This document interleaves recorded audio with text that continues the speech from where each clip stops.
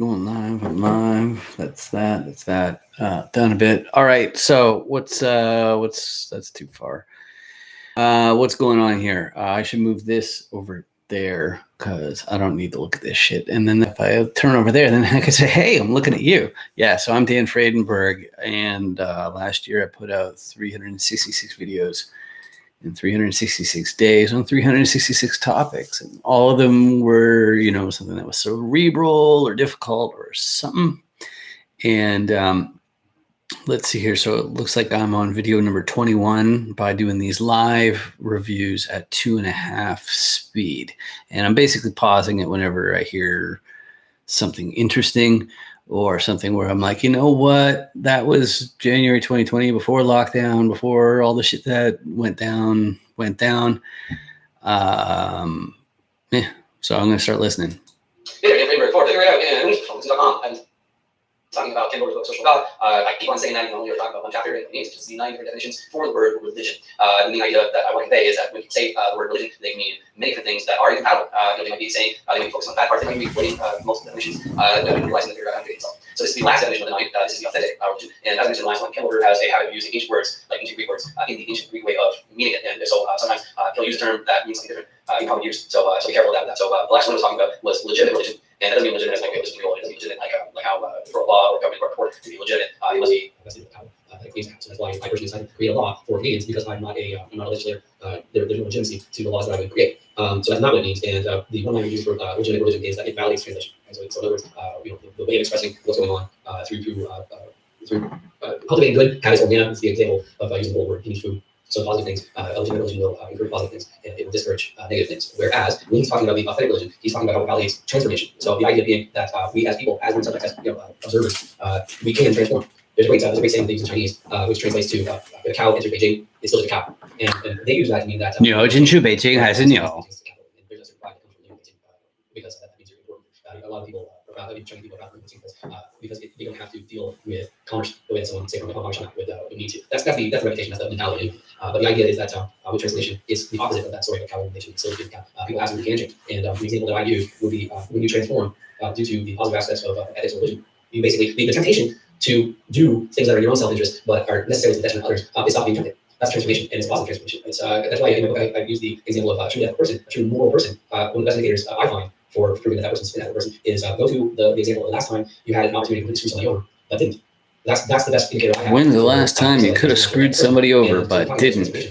So transformation would also mean what's included in your own definition of identity. When I say I, am I only talking about me? Am I talking about me, my body? Am I talking about me, my body, my stuff? Am I talking about me, my body, my stuff, my family? Am I talking about me, my body, my stuff, my family, and my community? Am I including my country? Am I including my species? Am I including all these things? All these things are possible transformations of what somebody, according to these tests and reports from people who've penetrated through to Nirvana, they notice that they know their level of ignorance. And that is what gets rid of the temptation. I guess what I'm also revealing here is that there can be a moral compass without what you call some definition of religion, like for example, definition number 5, which is fixation or regression. You actually can have a moral compass without having a particular holy text that you adhere to. And that should be fairly obvious now that we go through these different definitions of religion because of how I was talking about necessary next year. Everybody cherry picks their holy text. Everybody does.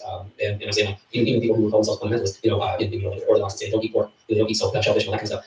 One of the reasons why a fundamentalist, in the liberal media at least, I'd say actually media in general, why it becomes a bad word saying fundamentalist, is because they only talk about fundamentalists if it includes picking another race or another group of people who are saying, those guys are wrong, fuck those guys, let's kill them. That's not cool. And that's, so like that's still cherry picking. I use the example in the video about how the third page of the section called the cows being the brand. It explicitly says that you can be a Christian and be totally fine in all spots, all being synonym for God and synonym for a synonym for reality as a whole. So synonym is the authenticity of a religion is its ability to authenticate the transformation that we can go through. And he also mentions that just like with the legitimacy of a religion, he also talks about what a crisis in authenticity of a particular religion would look like. And the idea would be, if you're presented with, like for example, this is a hubristic thing to say, but if you get exposed to a theory like one that I just shared about how because ethics necessarily has to do with your interaction with others, then the logical extension would be the more aware subjects living things that you include in your ethics, it is therefore better. And that's one of the main ideas of this book, is to be able to raise different religions and also draw attention to the nuance of discussing religions. And so when the authenticity... I guess I could add that, nature is in fact out to kill us.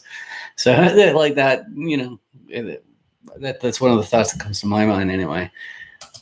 crisis that he's talking about is like, what do you do when you've been living your entire life following a religion that stops short of what you know is a more authentic, to use the term, inclusive, basically a religion that addresses the reality of more things, more content, more nobles that people can identify with. No, that's how you're preparing. So again, I want to repeat the saying that's online about how if you tell your children that you should not discuss politics or religion because they're white, you're going to become very bad at discussing politics and religion. And so when you're talking about moral relativism, in other words, the way of thinking about religions as, well, nobody really knows, so we can't really say that one better than another one. One of the main points of the book, Social God by Ken Wilber, is that that's not the case. He also, just so that I've addressed postmodernists, people who believe in alternative facts, which I also more or less addressed by talking about the word mean, truth, tends to be a spectrum. Whenever you analyze anything that's claimed to be true, you can think of, like, if you think hard enough, you will be able to find an exception to the rule. And that's just the way things, that's the way reality is built. You'll be able to find an exception to any rule. Just like even the golden rule, the Western version would be do unto others as you would have them do you, but the version of Taoism in Beijing is saying don't do unto others as you wouldn't have them do you. And if you compare those two thoughts, you'll see right there is a limit to these fantastic rules for morality and ethics. So that's the 9 different definitions that he uses. He does discuss in the intro which is what I'm referring to about postmodernism, is talking also about the movement to say because there's been a patriarchy in world societies for ages, basically men had a chance and they've controlled things all along, and men are looked to blame for war and all this nastiness and all that kind of stuff. That's extremely limited. It's targeting half the population of the world with a very bad brush. And Ken Wilber in his intro, he talks about how that doesn't hold water and how it basically he says that through this 4-stage development map. Men typically have a hierarchy of development between starting with medium important and stuff and so on. Women with that will work through the connections that they feel that they're important. He uses an example of paraphrase, which is if you think about the ancient Greeks and the battle of Troy and all that sort of thing, it was common from others to say either return with your shield or on. In other words, you better come back as a victor, or you better be dead, because we're not going to allow cowards in our family. And that's an awful attitude, especially talking about Troy, which like thousands of people died. Why? It's because some prince ended up stealing some king's life. It's like that is not a good reason to send thousands of people dead. That's the version being do unto others you would have them do you, but the version also in Taoism, is don't do unto others as you wouldn't have them do you. And if you compare those two thoughts, you'll see right there that there is only these fantastic rules for morality and ethics. So that's the 9 different definitions that he uses. He does discuss in the intro which is what I'm referring to about postmodernism, is talking also about the movement to say because there's been a patriarchy in world societies for ages, basically men had a chance that they've controlled things all along, and men are looked to blame for war and all this nastiness and all that kind of stuff. That's extremely limited. It's targeting half the population of the world with a very bad brush. And Ken Wilber in his intro, he talks about how that doesn't hold water and how it basically he says that through this 4-stage development map, men typically have a hierarchy of development between starting with medium important and stuff and then family and so on. Women with that go more through the connections they feel that they are important. He uses an example of paraphrase, which is if you think about the ancient Greeks and the battle of Troy and all that sort of thing, it was common from others to say either return with your shield or on. In other words, you better come back as a victor, or you better be dead, because we're not going to allow cowards in our family. And that's an awful attitude, especially talking about Battle of Troy, which like thousands of people died. Why? It's because some prince ended up stealing some king's life. It's like that is not a good reason to send thousands of people to death. That's not an honorable war at all, and that's something that I'll probably address in another video when I mention that in an earlier one. But the main idea is that the female willingness to give up their husbands and sons to a war effort, I do not think that is a positive thing. And of course, I'm not targeting all women in general. That there are women who absolutely have developed to the highest standard of that anyone else have for the entire human, and it's also true of men. So yeah, I know that seems like a lot of non-sequiturs, but the main thing I'm trying to get at is ethics, and how you can't just take an entire sect of society and say, don't do like that, that's that. And basically, if you want to be a good person, you have to have a which is kind of nuts. I think that all men have plenty to learn from men, and I also think all women have plenty to learn from men. And once you get into gender politics, identity politics of being transgender and all that kind of stuff, it gets a lot more complicated. But at the end of the day, I think the most important thing to realize is that nobody is the same person every day and every moment. If something bad happens to you, you become angry and you become a person who makes vastly different decisions than you would if you were happy. So if you realize the chaotic nature of anybody's mind, then you'll become a lot closer. Okay, that was being terse. Okay, right there. And the thing is, like, I could have given lots of other examples. It's just, I think that in general, it's when somebody's really pissed off that they really feel most disassociated from whatever it is that they did that they didn't like, or whatever version of themselves they don't particularly like. So I could have gone on, but at that point, what was going through my head through those first videos is I was Mr. CTO, and I was used to talking to the CMO and the COO and the CEO and the LMNOP, the QRS, the TUV, I don't know, whatever. But, everybody was really worried about conserving their time. And that's because we write blank checks to our employers for that time. But anyway, everybody's always in a hurry. So I want to make sure that even if it was a guy like me who's just like, okay, you got like 30 seconds, and then after that, I'm out of here, that sort of thing. I still wanted to be fast. And as a result, maybe I should have given an example to more than I gave right there, just to show basically the range of ways that we can feel disassociated. And I don't want to think about that. And I don't want to say that in terms of established psychological terms or whatever, because I don't know what the actual criteria are or anything like that. Anyway, nature. So understanding why people do what they do, why they hold on to conflicting ideas, and more importantly, why people are unhappy.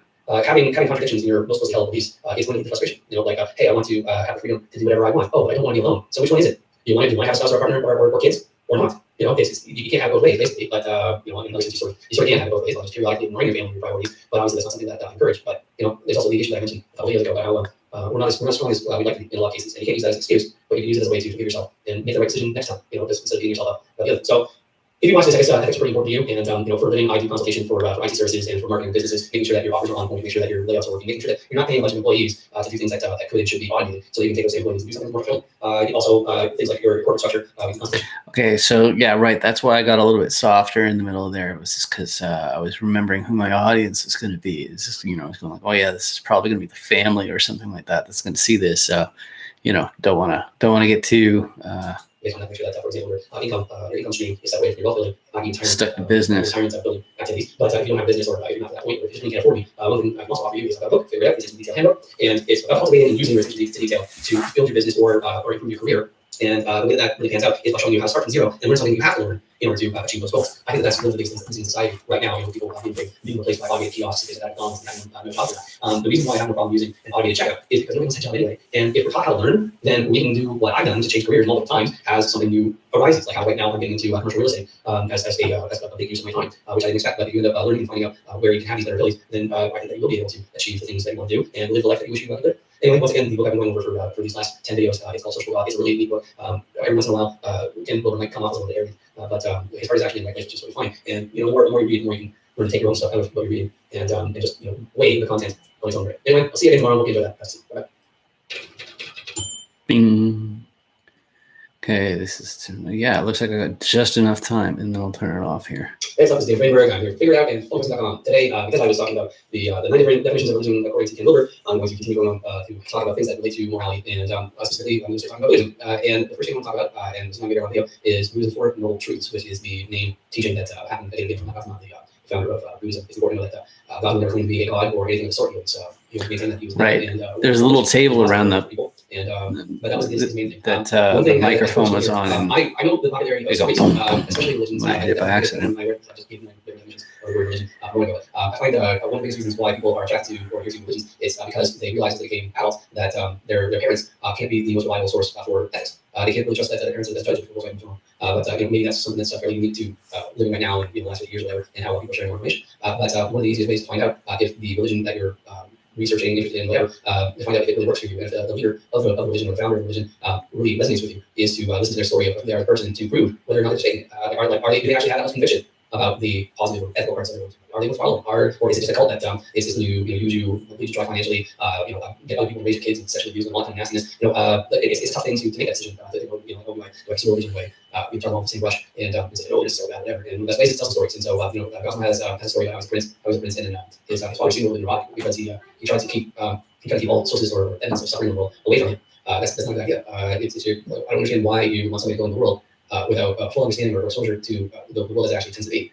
This is the way it works, but I just saying that I'm not crazy about stories. My way of working is, I'm Mr. Attention to Detail. I like going into the details. I like picking apart the ideas on their own merit and finding out, does it actually make sense? I don't care if a person's a murderer. If it's a good idea, it's a good idea. And that tends to be a common way to think about things in academics. So if you're in university and you're in philosophy department or whatever, the attacks that happen online or just normally in school, high school, elementary school, it's like, it's like, this person saying this guy's blue. It's like, oh yeah, that guy's an asshole. That's not a good argument for this. Okay. So anyway, I'm not big on stories. You can check out Gautam's story, and basically he ended up giving everything once he found some people who were suffering. And the main thing is that he had to have some sort of certainty that what he believed was actually true, and he wasn't satisfied with his understanding until he found something that he knew. It wasn't about faith; it was something he found for himself. So his main teaching was the Four Noble Truths, and I'm going to talk. I'm also going to mention the actual terms in the linguistic parts. I'm going to each one in the next 4 videos, but I'm going to introduce them first. So the first noble truth, the Sanskrit version from what I read the attached is one word, is book. And if you look at Sanskrit and Indian languages, the thing you want to know is they have 2 D sounds and 2 T sounds, whereas normally you have one in each in English.